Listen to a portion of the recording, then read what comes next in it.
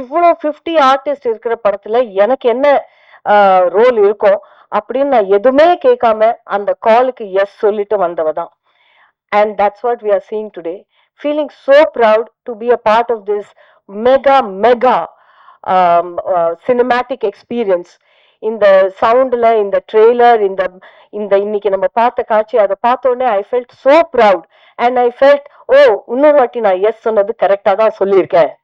நிறைய எஸ் சொல்லியிருக்கேன். அந்த சினிமா பார்த்த அப்புறம் தோணும், ஐயோ சொல்லியிருக்க கூடாதோ இந்த படம். பட் அந்த மாதிரி நான் யோசிச்சதே இல்லை.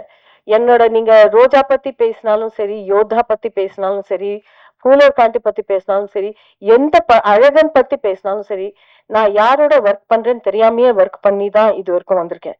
அதே மாதிரி I'm very proud to be a part of this fantastic team.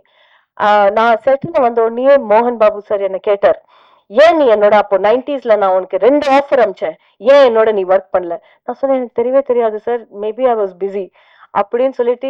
இவ்வளோ வருஷத்துக்கு அப்புறம் நான் இண்டஸ்ட்ரியிலேயே எக்ஸிட் பண்ணி திருப்பி வந்து இந்த படத்துல அவரோட எனக்கு ஒர்க் பண்ண ஒரு சான்ஸ் கிடைச்சது.